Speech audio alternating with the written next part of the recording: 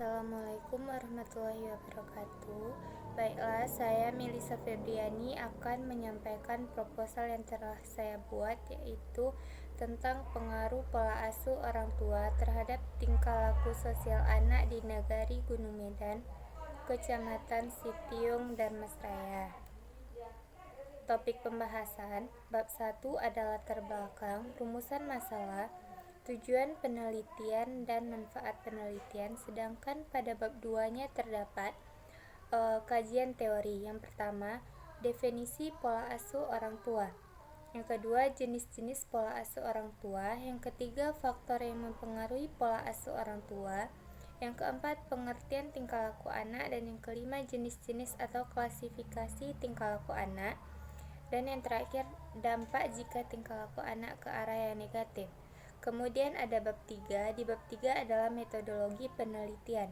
Yang pertama, jenis penelitian. Yang kedua, waktu dan tempat penelitian. Yang ketiga, populasi dan sampel. Yang keempat, variabel yang terkandung. Yang kelima, sumber dan jenis. Yang keenam, metode pengumpulan data atau teknik pengumpulan data. Bab satunya, latar belakang. Nagari Gunung Medan berada di Kecamatan Sitiung, Kabupaten Darmasraya, Provinsi Sumatera Barat. Nagari Gunung Medan adalah sebuah nama daerah yang merupakan daerah asal orang Minang, tetapi ada juga sebagian orang Jawa yang tinggal di Nagari Gunung Medan.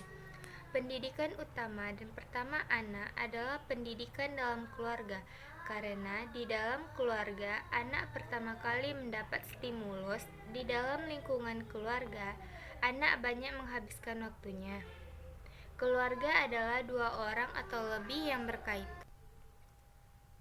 Keluarga adalah dua orang atau lebih yang berkaitan dengan kelahiran, perkawinan, dan adaptasi, yang tinggal bersama-sama. Dengan demikian, keluarga dapat terdiri dari dua orang atau lebih orang dewasa yang tinggal bersama dengan saudara kandung, orang tua, anak-anak, atau dua orang dewasa yang dihubungkan oleh tali perkawinan.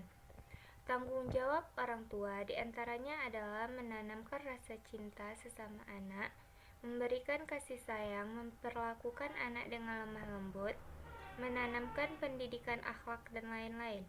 Perilaku sosial berhubungan erat pada perilaku anak dalam menyesuaikan diri dengan aturan-aturan masyarakat di lingkungan sekitar. Perilaku sosial diperoleh anak melalui kematangan dan kesempatan belajar dari berbagai stimulus yang diberikan lingkungannya. Tatanan lingkungan sosial yang baik dan sehat dapat membantu anak mengembangkan konsep dalam diri anak yang positif, serta mendukung proses sosialisasi menjadi optimal. Kesuksesan tujuan tersebut tidak mungkin terjadi begitu saja tanpa ada keterlibatan dari anggota keluarga, sekolah, dan lingkungan masyarakat di sekeliling anak. Kemudian rumusan masalah. Rumusan masalah dari penelitian ini, yang pertama, bagaimana pola asuh yang diterapkan orang tua terhadap tingkah laku sosial anak di Nagari Gunung Medan. Yang kedua, bagaimana pola asuh terhadap tingkah laku sosial anak di Nagari Gunung Medan, Kecamatan Sitiung, Kabupaten Darmasraya. Kemudian tujuan dari penelitian. Yang pertama, untuk mengetahui pola asuh yang diterapkan. Yang kedua, untuk mengetahui bagaimana pola asuh orang tua terhadap tingkah laku sosial anak. Kemudian manfaat dari penelitian ini, yang pertama, untuk memberikan atau menerapkan bagaimana cara mendidik anak yang baik dan benar. Yang kedua, untuk memberikan kepada ibu-ibu muda dalam mendidik anaknya agar menjadi anak yang lebih baik di masyarakat. Dan yang ketiga, bagi penulis memberikan wawasan dan pengetahuan dalam bidang ilmu, khususnya peran pola asuh orang tua dan dampak terhadap anaknya.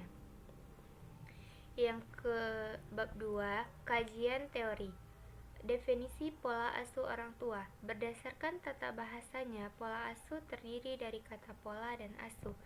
Menurut Kamus Umum Bahasa Indonesia, kata pola berarti model, sistem, cara kerja, bentuk atau struktur yang tetap. Sedangkan kata asuh mengandung arti menjaga, merawat, mendidik agar anak dapat berdiri sendiri.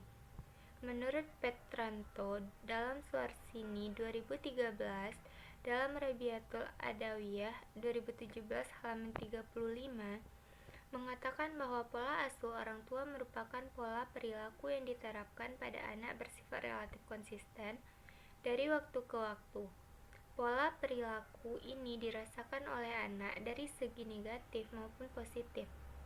Pola asuh yang ditanamkan tiap keluarga berbeda. Hal ini tergantung pada pandangan dari tiap orang tua. Selanjutnya, jenis-jenis pola asuh orang tua. Yang pertama, pola asuh otoriter. Pola asuh otoriter merupakan cara mendidik anak dengan menggunakan kepemimpinan otoriter.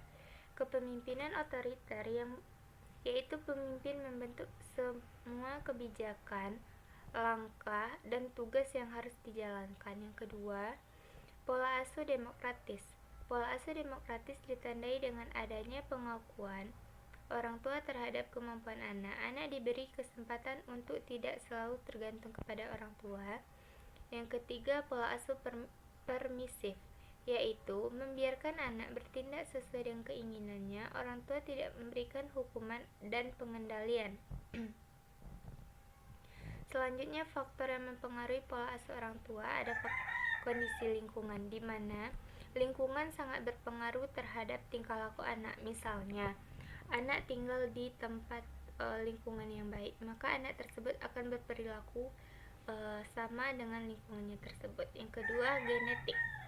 Genetik yaitu faktor bawaan atau dari orang tua atau keluarga sendiri. Yang ketiga, belajar. Dan yang keempat, keterampilan menghadapi tugas atau masalah.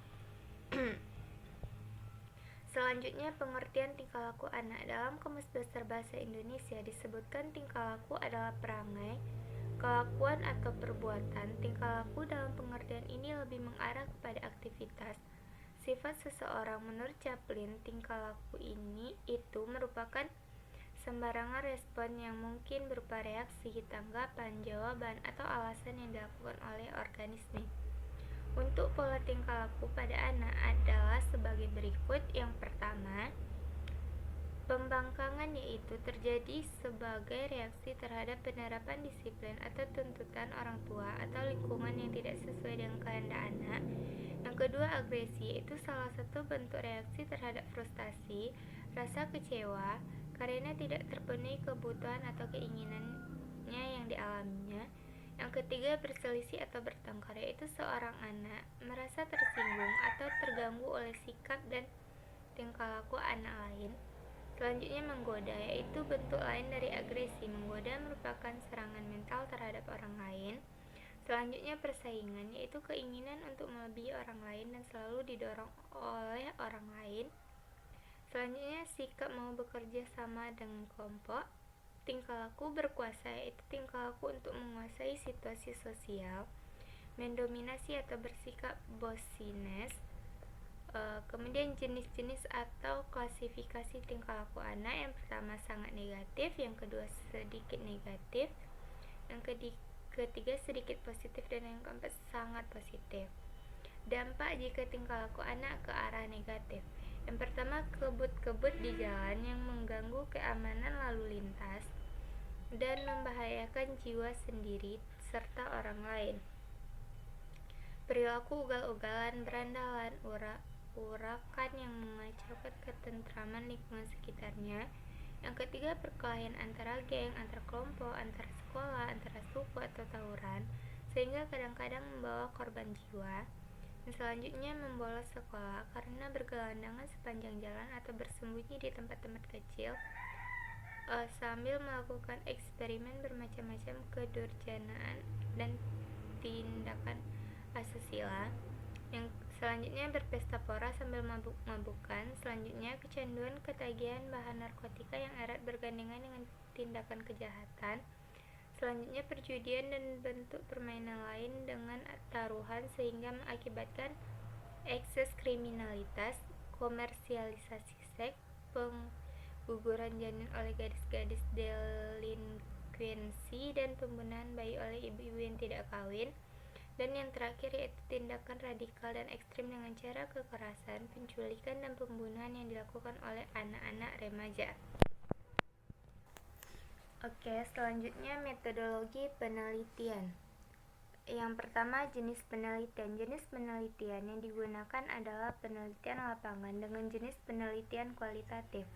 Pada penelitian kualitatif lebih menekankan analisis pada proses penyimpulan secara deduksi dan induktif, serta pada analisis terdapat dinamika hubungan antara fenomena yang diamati dengan menggunakan metode ilmiah. Kriteria data dalam penelitian kualitatif adalah data yang pasti. Data yang pasti adalah data yang sebenarnya terjadi sebagaimana adanya, bukan data yang sekedar terlihat dan terucap, tetapi data yang mengandung makna di balik yang terlihat dan terucap tersebut. Sedangkan metode penelitian yang digunakan adalah studi kasus. Menurut Nana Saodi Sukmadinata menjelaskan bahwa ada 5 macam metode dalam penelitian kualitatif. Salah satunya adalah studi kasus yang biasanya digunakan dalam ilmu-ilmu sosial dan kemanusiaan.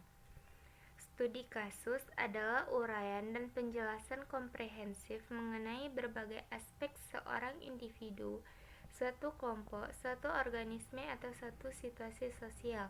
Penelitian studi kasus berupa menelaah sebanyak mungkin data mengenai subjek yang diteliti dan menggunakan berbagai metode seperti wawancara, pengamatan, penelaahan dokumen, survei, dokumentasi, dan data apapun untuk menguraikan suatu kasus secara terperinci. Dalam hal ini, penelitian yang ingin dicapai adalah untuk mendeskripsikan pengaruh pola asuh orang tua terhadap tingkah laku anak di Nagari Gunung Medan, Kecamatan Sitiung, Kabupaten Dharmasraya. Pendekatan yang digunakan dalam penelitian ini adalah pendekatan kualitatif. Maleong mengatakan bahwa metodologi penelitian kualitatif adalah prosedur penelitian yang menghasilkan data deskriptif berupa kata-kata tulisan atau lisan dari orang-orang dan perilaku yang diamati. Jadi, penelitian ini menghasilkan gejala-gejala yang diamati, tidak harus berupa angka-angka. Yang B, waktu dan tempat. Waktu dan tempat. Lokasi penelitian adalah tempat di mana peneliti akan dilakukan untuk memperoleh data dan informasi berkaitan dengan permasalahan dan fokus penelitian. Tempat ataupun wilayah yang akan dijadikan lokasi dalam penelitian ini adalah Nagari Gunung Medan, Kecamatan Sitiung, Kabupaten Dharmasraya. Yang C, populasi dan sampel. Populasi menurut Bungin 2005 halaman 109 menyatakan populasi penelitian merupakan keseluruhan dari objek penelitian yang dapat berupa manusia, hewan, tumbuhan, udara, gejala, nilai, peristiwa, sikap, hidup, dan sebagainya, sehingga objek-objek ini dapat menjadi sumber data penelitian.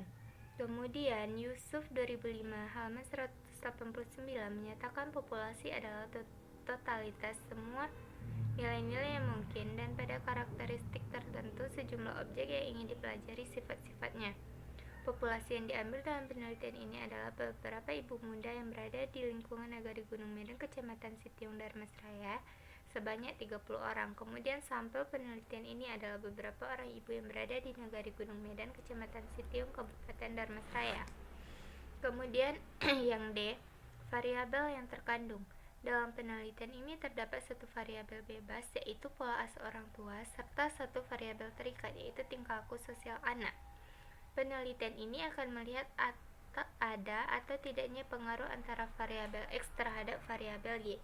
Kemudian yang E, sumber dan jenis data. Data penelitian ini menggunakan dua sumber data, yaitu sumber data primer dan sumber data sekunder.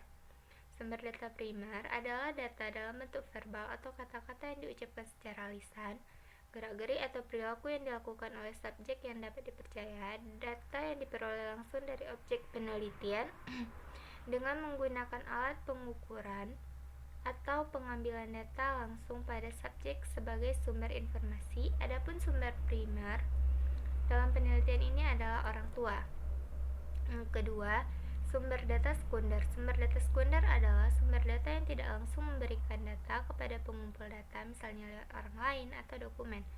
Data sekunder biasanya berupa dokumentasi atau laporan yang telah tersedia, sumber data sekunder yang digunakan dalam penelitian adalah buku-buku atau dokumentasi dari kegiatan yang berkaitan dengan penelitian ini.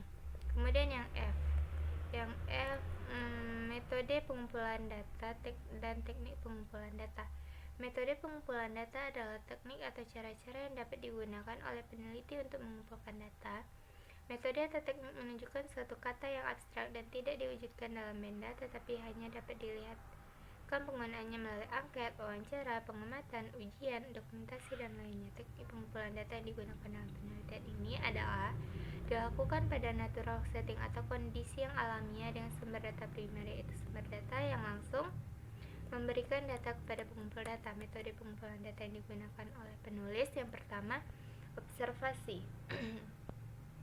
Observasi adalah proses pengumpulan data yang dilakukan dengan cara mengadakan pengamatan terhadap kegiatan yang sedang berlangsung dengan objek yang diteliti. Proses observasi identik dengan pengamatan terhadap perilaku atau tingkah laku dari seseorang yang sedang diamati. Metode ini digunakan untuk mengamati secara langsung terhadap sumber data yang ada pada orang tua dan anak.